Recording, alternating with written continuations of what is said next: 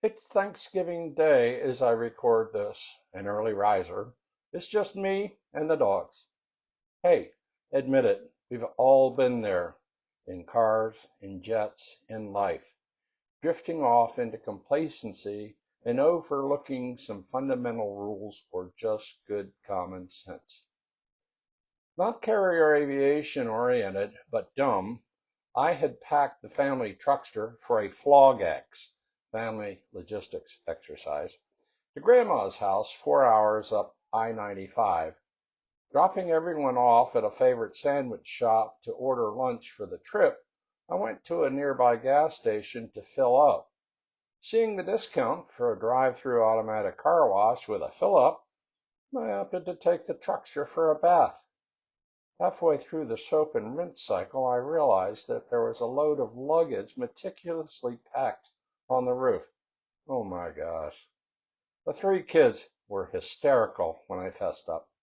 The little missus just rolled her eyes. The contents of the luggage, thanks to Hartman, was fine. My ego, bruised, taken down a peg. Dumb but not dead title leads me to some anecdotes in which boys and their toys do things that could have been very bad outcomes. Must have been back in the 60s when an F-8 Crusader pilot was serving the needs of the Navy one sunny afternoon by flying up to NAS Brunswick, Maine to get a load of fresh live lobsters. Calling ground control after clearing the runway, our intrepid aviator requested 24 units. Translation, 24 live lobsters, 1¼ pound. After a quick turnaround for fuel and stowing the units, intrepid aviator taxied out and requested an unrestricted climb after takeoff, which was approved. Arriving at home base an hour or so of flight time south of Brunswick, our intrepid aviator unpacked his units to find that he had created raw lobster bisque. His showy takeoff was such a rapid drop in atmospheric pressure that the units exploded. We can only hope that it was a less painful end than the boiling pot they would have gone into. Intrepid Aviator Number 2 was arriving at an airfield where a significant number of squadron personnel were on detachment. Number 2 was carrying an external store, a blivet, with aircraft parts and paychecks for the detachment troops. Coming into the break, he announced his arrival by a high-speed, high-G brake which exceeded the limitations of the blivet, which flew off the aircraft and spewed paychecks and parts over the neighboring landscape. Jumping Jehoshaphat. A carrier-based A6 Intruder had its parking brake set when it was launched on the Catapult stroke. Locked main mount tires are no match for a steam Catapult. Confused and concerned by the spastic jostling of the cat stroke, the aircrew ejected as the Intruder cleared the carrier deck. Ugh. Fact is stranger than fiction. I'm just glad the F4s I flew do not have a parking brake. In fact, I was flying an F4 Phantom into an unfamiliar field one bright day and was approved for a visual approach.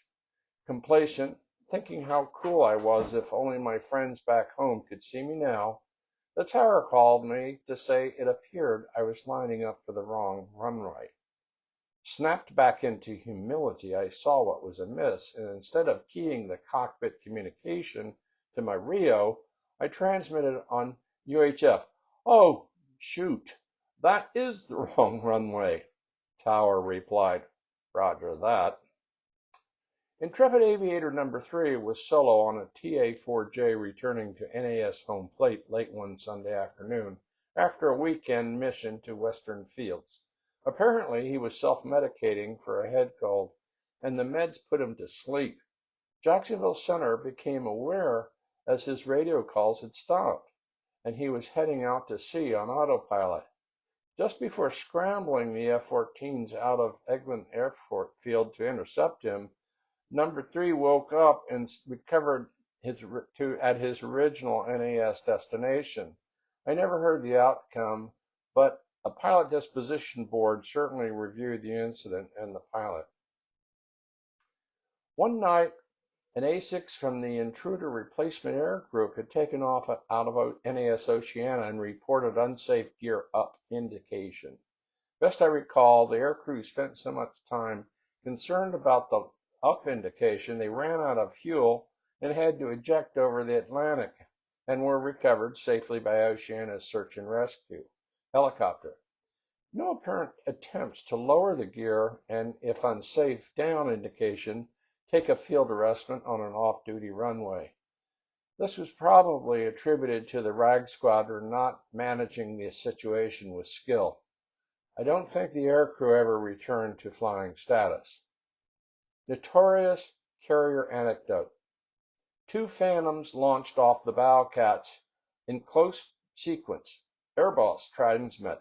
Phantom off the bow. You're on fire. Result, both Phantoms aircrew, all 4, ejected safely. Only one of the Phantoms was on fire.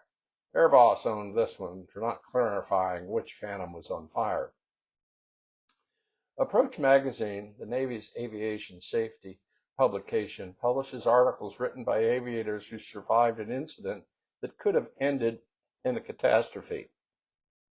These Any Mouse articles are not anonymous, as the name implies, but rather a fessing up to be shared among all aviation communities such that others can learn.